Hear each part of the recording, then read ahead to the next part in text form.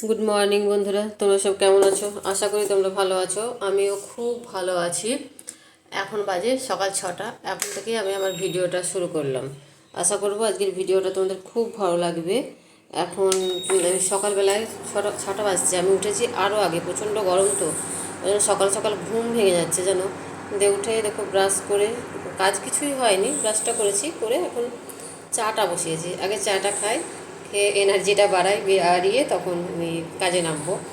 তো গরমে চাটা খেতে খুব একটা ভালো লাগছে না, কিন্তু সকালবেলায় না খেলে তো হয় না। সকালে তো খুব একটা গরম নেই, ঠান্ডা ঠান্ডা আছে। সন্ধ্যের দিকেও কোনো ইচ্ছে হলে খাই, না হলে খাই না। তো সকালের দিকটা একটু খাই, তো ওই জন্য বসালাম যে ও খাবে, আমিও খাবো। খুব তুলতে গেছে ও। তো এগুলো চাটা করি, করে খাই, খেয়ে কাজে নামি। রান্না যেহেতু মানে দেরিতে করলেও হয়, কিন্তু কী বলতো, এই গরমের জন্য না রান্নাটাও তাড়াতাড়ি করে নিচ্ছি। আগে পুজোটা করে আসবো, করে এসে তারপরে রান্নাটা করে নেবো। তো আমি চাটা হয়ে যাক, তারপরে চাটা খেতে খেতে খেয়ে নিই তাড়াতাড়ি। তারপরে তোমাদের সঙ্গে কথা বলছি, চাটা খেতে খেতেই কথা বলবো। অনেক দিন তোমাদের সঙ্গে ভিডিওটা দিতে পারিনি, ওই জন্য খুব লাগছে আর কি, খারাপ লাগছে যে ভিডিও ঠিকমতো দিতে পারছি না, ব্লগ করতে পারছি না। প্রচণ্ড গরম না, গরমে একদমই করতে পারছি না, কষ্ট হচ্ছে। কাজ করতে গেলে কষ্ট হচ্ছে। কোনো রকমের রান্না করছি, করে ঘরের মধ্যে ঢুকে পাচ্ছি। সকাল সকাল রান্নাটা করি। তো ভাবছি যে না, অনেক দিন তোমাদের সঙ্গে দেখা হচ্ছে না। আজকে যেমন এই ভিডিওটা আজকে করছি, তো কালকে ছাড়বো।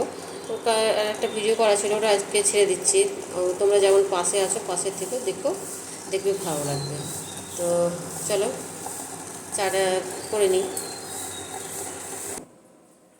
বসে পড়েছে, এক কাপ চা নিয়ে চাটা খাই। এখন 6টা মানে 35 মতো বাজছে, বেশি বাজেনি। সকাল সকাল সব বললাম না, সকাল সকাল উঠে পড়েছি। সব মোটামুটি কাজ কিছুই হয়নি। মাসি চলে এসেছে, তো মাসি সকাল সকাল চলে এসেছে, মাসির কাজগুলো করবে। আমি চাটা খাবো, খেয়ে নাইটটা কেচে পুজোটা করে দেবো। সকাল সকাল পুজো করে রান্নাটা করবো। ওই যে বললাম, ভয়ঙ্কর রোদ হচ্ছে, গরম হচ্ছে, বেলা হলে কিছু করা যাচ্ছে না। ওই জন্যই মাসিকে বলেছি সকাল সকাল আসতে। মাসি সকাল সকাল সে কাজগুলো যদি কমপ্লিট করে দিয়ে যায় তাহলে খুব ভালো হয়। আর আমি দেখি ওপরের বিছানা ওগুলো ঠিক করতে হবে, কারণ ওপরে আমি যাইনি। ওপরটা কমপ্লিট করে তারপরে তখন আমি পুজো করতে যাবো। চাটা খেয়ে নিই, চা না খেলে হচ্ছে না। আর ওকে বললাম যে চাটা খাওয়ার কথা, তো চাটা করে রাখলাম, কিন্তু ও একটু পরে খাবো। ও সেই ছোলা বাদাম এগুলো সব খাবে, ওগুলো খেয়ে তারপরে কিছুক্ষণ পরে চাটা খাবে। আর আমি খেয়ে নিই, কারণ আমার তো কাজ আছে, কাজগুলো করতে হবে। আর তোমার আসুক, করে গেছে ঠাকুর ঘরে ফুলগুলো রাখতে। এসে তখন তখন চাটা আমি ঠিক করে দেবো, চাটা খাবে। ও তো চিনি ছাড়া চা খাই, আর আমরা চিনি দিয়ে চা খাই। আর বিকার চা কী বলতো বন্ধুরা, চিনি ছাড়া খাওয়া যায় না, একদমই খাওয়া যাবে না। আর দুধ চা তো খাওয়া ছেড়েই দিয়েছি। আর ও চিনি ছাড়া খায়, ভালো লাগে না। আমিও খাই না, আমার মাও খায় না, কেউ খেতে পারবে না, আমরা খেতে পারবো না। ও খেতে পারে, তো খাওয়াটা ভালো, শারীরিক দিক থেকে চিনি ছাড়া চাটা খাওয়া ভালো। কিন্তু ভালো সবই জানি, গুণ টুন কিসে কি গুণ, কী বলো করলে কী হবে সবই জানি, কিন্তু ওই যে মানতে পারি না, যে না ও খেতে পারবো না, ওই জন্যই খেতে পারি না। তো যাই হোক, আমি চাটা খেয়ে নিই, কারণ 6টা 6:30 বেজে গেছে, রোদটা উঠতে আরম্ভ করে দিয়েছে। তো এবার আমার কাজ সারতে হবে। তো আগে চাটা খেয়ে নিয়ে আবার আসছি তোমাদের সামনে। এদিকে মাসি কাজ করছে, ওদিকে আমার চা খাওয়া হয়ে গেছে। মাসি কাজ করছে, করুক। মাসি সকাল সকাল এসেছে, আমি মাসিকে সকাল সকাল আসতে বলেছি, বললাম না এই রোদের জন্য। অন্য পাড়া থেকে আসে, তো সকাল সকাল কাজটা হয়ে গেলে মাসিও রোদ থেকে মানে রোদের উঠার আগে বাড়ি চলে যাবে। নইলে আসতো 10টার দিকে। তোমরা যারা আমার পুরনো বন্ধু আছো তারা সবাই জানো। তো আমি এখন বলেছি, এত রোদ, এত প্রচণ্ড রোদের জন্য সকাল সকাল আসতে। তো কাজ আরম্ভ করে দিয়েছে, আমিও আমার কাজ আরম্ভ করে দিই, কারণ আমি চা খাওয়া হয়ে গেছে, এদিকের কাজগুলো কমপ্লিট করি। পুজো করে চলে এলাম, পুজো করে চলে এসে এই যে রান্নার ব্যবস্থা করছি। এখন বাজে 7:30। তা রান্নার ব্যবস্থাটা করতে হবে। এদিকে ভেন্ডি কটা ভিজিয়ে দিলাম, কারণ এগুলো ভাজবো। ভেন্ডিটা এদিকে তরকারি করবো না, ভেন্ডি কটা ভাজবো। আর ওদিকে কাঁঠালটা কেটে কলতলায় ধুয়ে রেখে দিয়েছি। দেখি আটাটা ঝরলেও নাকি, তাহলে ওই কাঁঠালটা করব। চিংড়ি আনতে যাচ্ছে ও, চিংড়ি দিয়ে কাঁঠালটা করব, ডাল করব, দেখি আর কি করব। তো এই যাই হোক, ভেন্ডিটা একটু ভিজুক, তারপরে কাটবো। ওদিকে দেখি কলতলায় কাঁঠালটার কী অবস্থা। কাঁঠালটা কেটে মানে টুকরো টুকরো করে ভিজিয়ে দিয়েছি, কারণ আঠাটা চলে যাবে আর কি। এই আঠাটার জন্য কাটা যায় না, আঠাটা প্রচণ্ড আঠা কাঁঠালের। আঠালটা মানে এর জন্যই আমি কাটতে পারি না, হাতে লেগে যায়। যাই হোক, তেল দিয়ে কাটি, অসুবিধা হয় একটু। অর্ধেকটাকে ভিজিয়ে রেখেছি, অর্ধেকটা করব, কারণ কাঁঠালটা বেশ বড়ই ছিল। এই যে এখানটায় অর্ধেকটা রেখেছি, এই অর্ধেকটা আজকে করব না, এই অর্ধেকটা করব। তো এটাকে নিয়ে যাব, নিয়ে গিয়ে এখন আগে ভেন্ডিটা কাটবো, তারপরে কাঁঠালটা কাটবো। তো ভেন্ডিটা কেটে নিই, তারপরে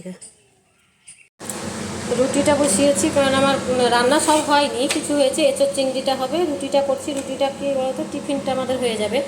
আলুর তরকারি হয়েছে, ভেন্ডি ভাজা হয়েছে, রুটিটা করলে আলুর তরকারি দিয়ে টিফিনটা খেতে পারবো। কলা আছে।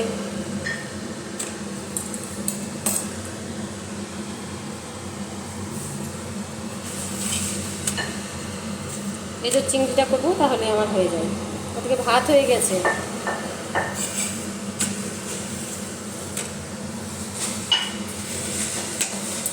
টিফিনটা খেয়ে নেবো, খেয়ে নিয়ে তখন এঁচোড় চিংড়িটা করবো। এদিকে চিংড়ি নিয়ে এসছে, চিংড়িটা করবো এঁচোড় দিয়ে। লবণ হলুদটা মাখিয়ে রেখে দিই। চিংড়িগুলো বেশ বড় বড়, জানো, এগুলো ছোট ছোট হলে এতে দিয়ে ভালো লাগে, কিন্তু বেশ বড় বড় চিংড়িগুলো। এমনি চিংড়িগুলো ভালো, কিন্তু বড় বড় একটু ছোট ছোট হলে এঁচোড়ে দিলে আর ভালো লাগে। দেখো কতটা বড়, বেশ বড় বড়। যা নিয়ে এসছে ওই ভেজে দিয়ে দেবো। চলো এঁচোড়টা কাটি, এঁচোড়টা এখনও কাটটা হয়নি, এটা তেল হলুদ মাখানো থাক।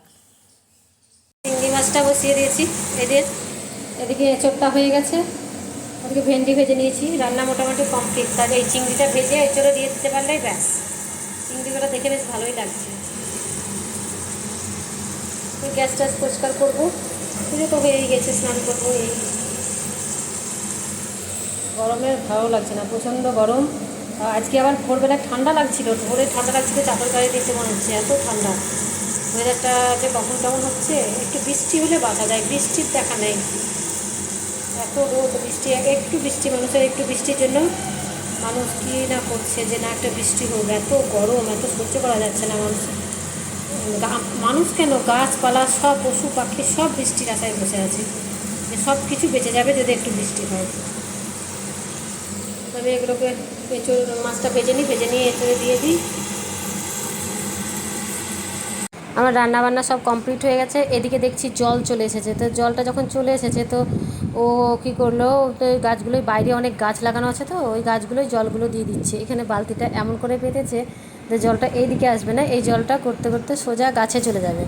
তবে গাছগুলোকে এদিক ওদিক কেটে ঠিকঠাক করে জলটাকে পাস করতে হয়, তাহলে প্রত্যেকটা গাছে আর কি জলগুলো পেয়ে যায়।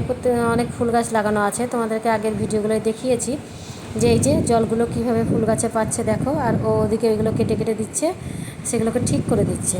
তো একটু বৃষ্টির জন্যে আমরা প্রত্যেকে, মানুষ বলো, গাছপালা বলো, পশু পাখি বলো, কঠিন অবস্থায় পড়ে আছে। একটু বৃষ্টি নেই, এই পরিস্থিতি এত গরম যে বৃষ্টিটা হলে আমরা বাঁচতাম। কালবৈশাখী ঝড় হতো আগে, কিচ্ছু নেই। তো গাছপালাগুলোকে তো বাঁচাতে হবে, ওই জন্য এই জলগুলোকে ঠিকঠাক করে দেওয়া হচ্ছে যাতে গাছপালাগুলো বাঁচে। তো আজকের ভিডিওটা তোমাদের কেমন লাগলো অবশ্যই কমেন্ট করে জানাবে। যদি ভালো লেগে থাকে তো লাইক কমেন্ট শেয়ারটা অবশ্যই করো, সাবস্ক্রাইবটা করতে ভুলো না। একটা ছোট্ট লাইক দিয়ে পুরো ভিডিওটা দেখার অনুরোধ রইল। দেখো এই গরমে কারোরই শরীর ভালো যাচ্ছে না, মানে কিছুই ভালো লাগছে না, ওই জন্য ঠিকমতো ব্লগগুলো করতেও পারছি না, এত গরম লাগছে, এত শরীর খারাপ করছে। তো তবুও যতটা পারছি তোমাদের সাথে শেয়ার করার চেষ্টা করছি, তোমাদেরকে দেখাবার চেষ্টা করছি।